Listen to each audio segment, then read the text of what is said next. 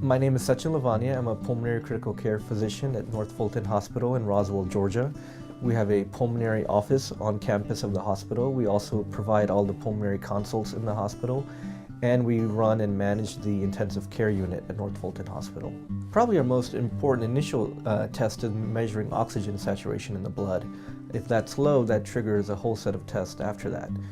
If you have shortness of breath or coughing, we often do pulmonary function testing, which measures the lungs' vital capacity and ability to breathe in air.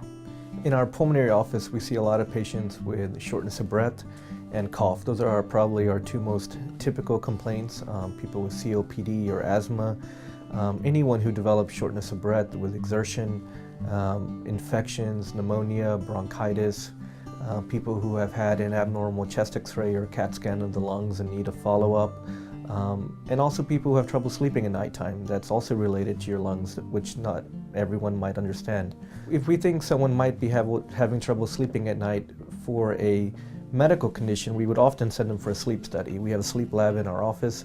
We would diagnose if their oxygen levels are going low at nighttime, if they're obstructing at nighttime, if they have some of the rare sleep disorders like a parasomnia or an insomnia.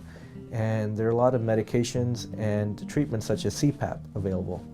When these symptoms become chronic, when the shortness of breath, the cough, wheezing, when they become chronic, or they're seasonal and they're related to allergy, we tend to see them.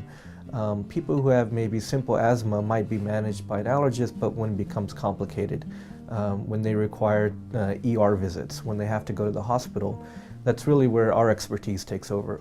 He's extremely patient because he was very frustrated with me.